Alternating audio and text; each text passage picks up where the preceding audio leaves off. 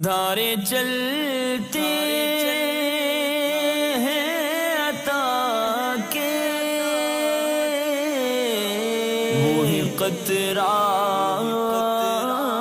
تیرا تار کھلتے ہیں سخا کے وہ ہے ذرہ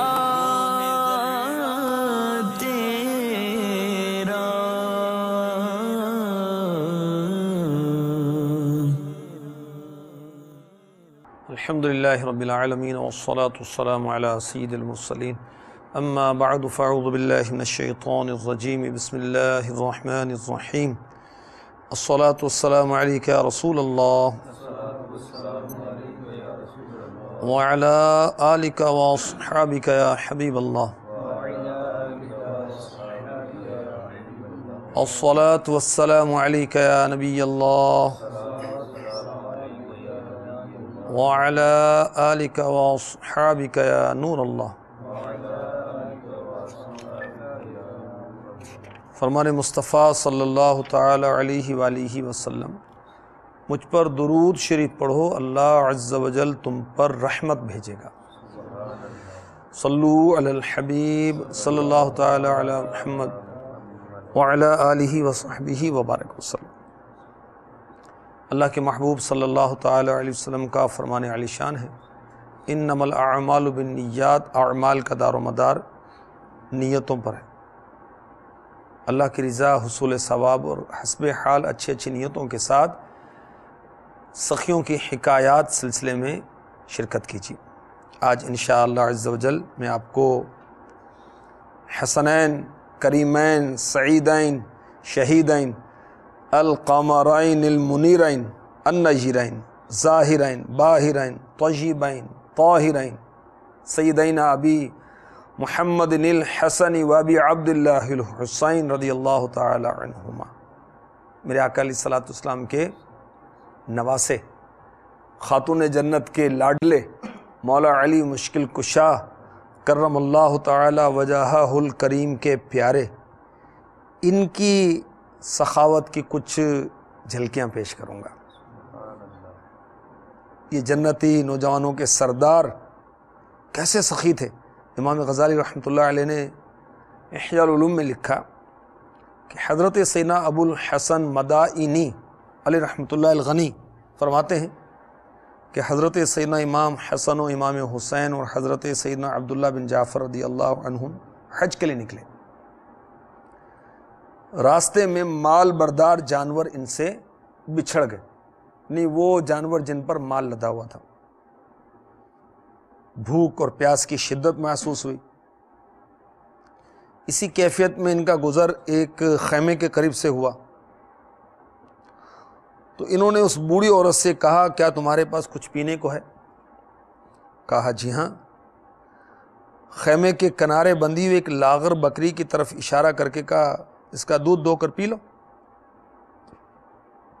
تو حضرت امام حسن و حسین رضی اللہ عنہما اور حضرت عبداللہ بن جعفر رضی اللہ تعالی عنہ نے اس بکری کا دودھ پی لیا۔ پھر انہوں نے اس بوڑھی عورت سے فرمایا، کیا تمہارے پاس کچھ کھانے کو ہے؟ اس بوڑھی عورت نے کہا، اس بکری کے سوا کچھ نہیں، آپ میں سے کوئی سے ذبح کر دے تاکہ میں آپ کے لیے کھانے کا بندوبست کر دوں۔ چنانچہ ان حضرات میں سے ایک کھڑے ہوئے اور بکری ذبح کر کے اس کی کھال اتاری۔ بوڑھی عورت نے کھانا تیار کیا، تینوں نے کھایا۔ دھوپ کی شدت کم ہوئی تو جانے لگے، اور جاتے جاتے بوڑھی عورت سے فرمانے لگے، ہم قریشی لوگ ہیں، حج کے لیے جا رہے ہیں، اگر صحیح سلامت واپس اپنے گھروں کو لوٹ آئے تو ہمارے پاس آنا، ہم تمہارے ساتھ حسن سلوک کریں گے۔ یہ کہہ کر چلے گئے۔ جب اس عورت کا خاوند آیا تو اس بوڑھی عورت نے سارا قصہ سنایا۔ شوہر کو بڑا غصہ آیا، کہنے لگا تیری ہلاکت ہو، تو نے ان لوگوں کے لیے بکری ذبح کر دی جنہیں تو جانتی نہیں تھی۔ کہا کہ وہ قریش کے چند لوگ تھے۔ راوی کہتے ہیں کچھ ہی عرصے کے بعد یہ دونوں میاں بیوی مدینہ منورہ حاضر ہوئے۔ وہاں پہنچے اور اونٹوں کی مینگنیاں بیچ کر یہ گزارا کرتے تھے۔ ایک مرتبہ وہ بوڑھی عورت مدینہ پاک کی ایک گلی سے گزر رہی تھی۔ حضرت امام حسن مجتبیٰ سید الاسخیاء راکب دوش مصطفیٰ، راکب دوش مصطفیٰ کا مطلب ہے کہ آقا کے کندھے پر بیٹھنے والے، امام حسن رضی اللہ تعالی عنہ اپنے مبارک گھر کے دروازے پر بیٹھے ہوئے تھے۔ اس بوڑھی عورت کو دیکھا تو پہچان لیا، اس بوڑھی عورت نے نہیں پہچانا، غلام کو بھیج کر اس کو بلوایا، فرمایا اللہ کی بندی مجھے پہچانتی ہو؟ کہا نہیں۔ فرمایا فلاں فلاں دن تمہارے پاس میں مہمان تھا۔ اس نے کہا میرے ماں باپ آپ پر قربان ہو، کیا آپ وہی ہیں؟ فرمایا جی ہاں۔ پھر امام حسن مجتبیٰ سید الاسخیاء رضی اللہ تعالی عنہ کے حکم پر اس عورت کے لیے صدقے کی بکریوں میں سے 1000 بکری خریدی گئی۔ کتنی بکریاں؟ 1000، اور اس کے ساتھ 1000 دینار، 1000 سونے کے سکے بھی اسے دیے گئے۔ کیسی سخاوت فرمائی میرے آقا کے شہزادے نے، مولا علی کے شہزادے نے، خاتون جنت کے شہزادے نے، جنت کے سردار نے رضی اللہ تعالی عنہ۔ پھر امام حسن مجتبیٰ رضی اللہ تعالی عنہ نے اس بوڑھی عورت کو اپنے غلام کے ساتھ امام حسین کی طرف بھیجا۔ انہوں نے پوچھا میرے بھائی نے تمہیں کیا دیا؟ اس بوڑھی عورت نے کہا کہ 1000 بکریاں دیں اور 1000 دینار دیے۔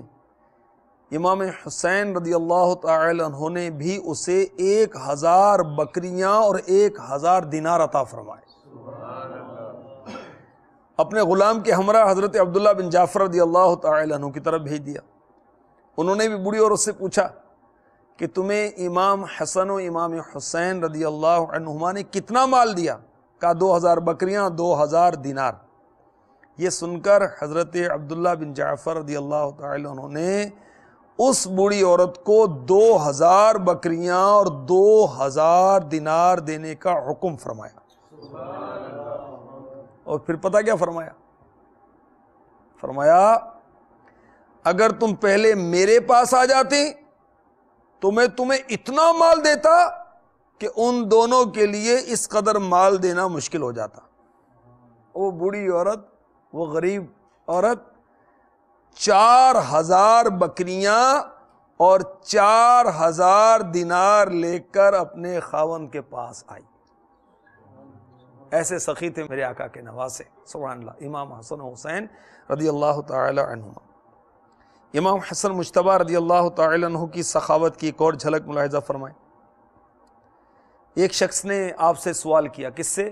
امام حسن مجتبیٰ راکب دوش مصطفیٰ سید الاسخیاء رضی اللہ تعالی عنہ سے۔ فرمایا شخص تیرا سوال مجھ پر بہت بڑا حق ہے، میرے لیے فیصلہ کرنا مشکل ہے، میں تجھے کیا دوں؟ تم کس چیز کے اہل ہو؟ میں اس سے عاجز ہوں۔ اللہ کے لیے زیادہ دینا بھی تھوڑا ہے۔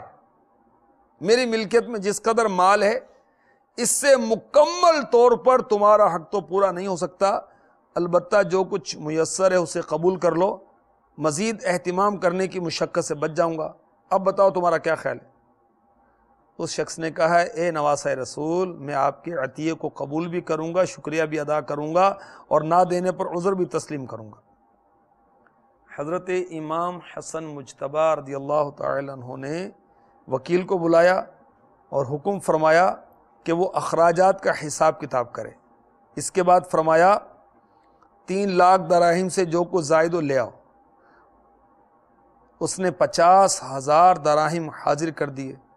فرمایا 500 دینار بھی تو تھے، وہ کہاں ہیں؟ کہا میرے پاس ہیں۔ فرمایا وہ بھی لے آؤ۔ چنانچہ وہ لے کر حاضر ہوا۔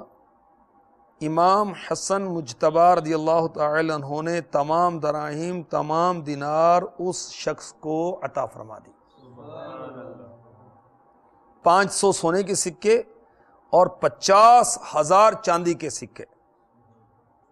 فرمایا اپنے لیے کوئی بوجھ اٹھانے والا مزدور لے آؤ، وہ بوجھ اٹھانے والے 2 مزدور لایا۔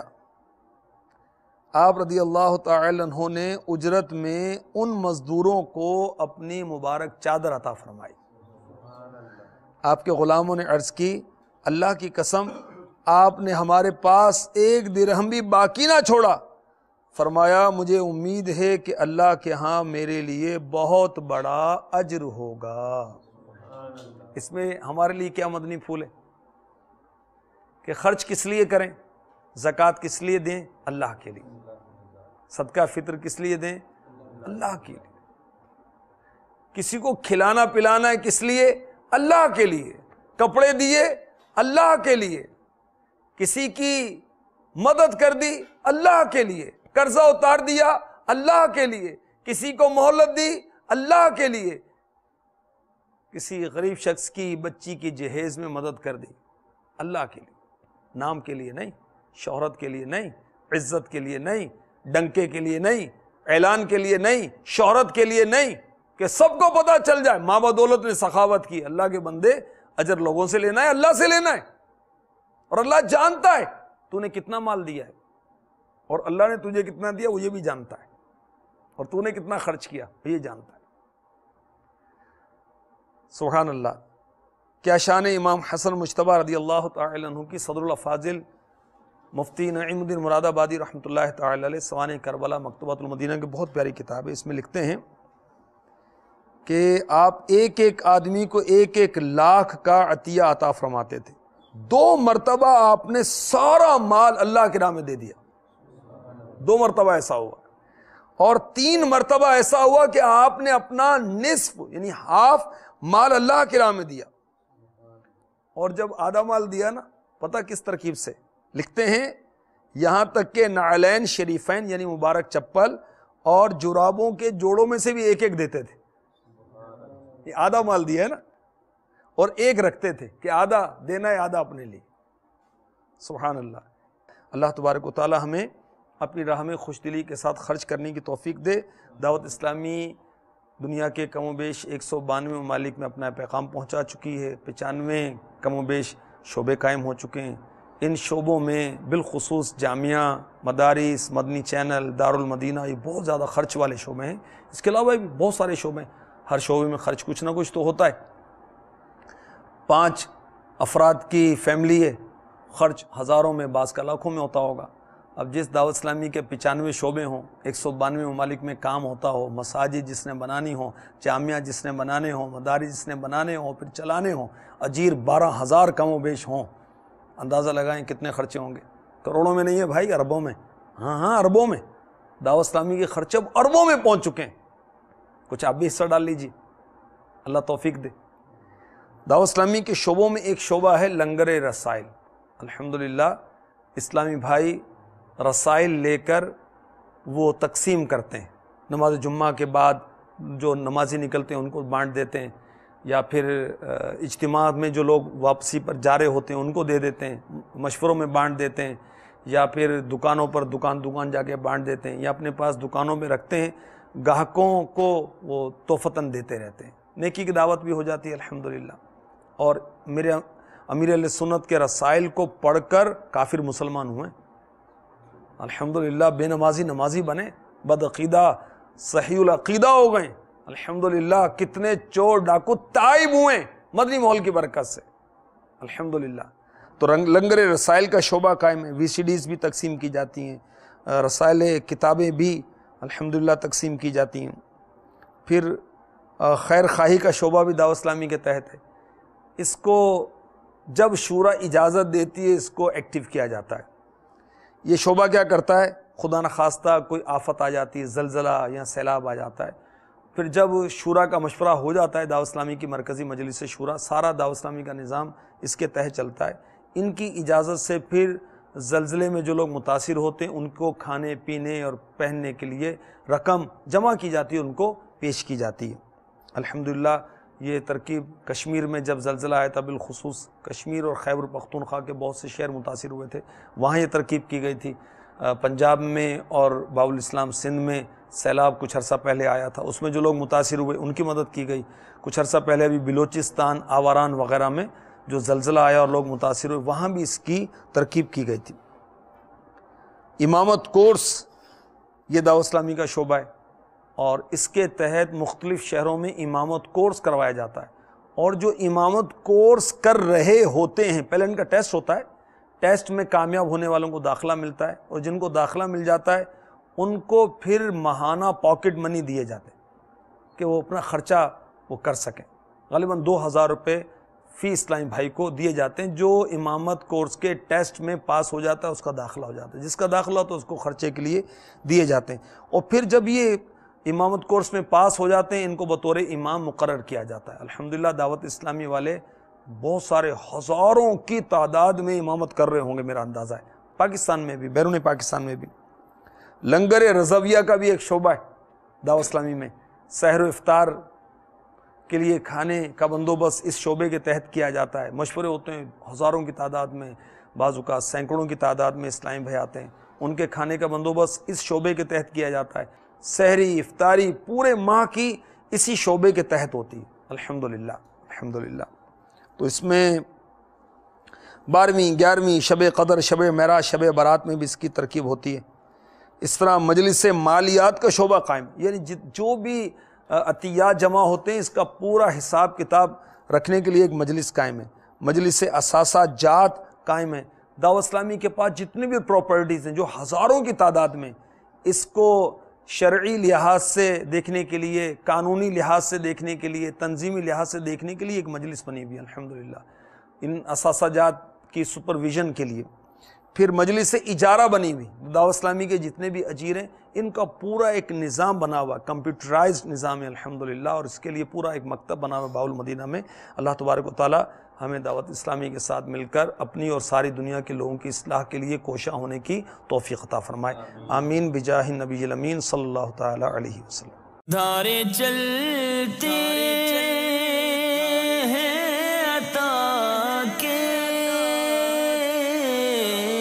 وہی قطرہ تیرا، تارے کھلتے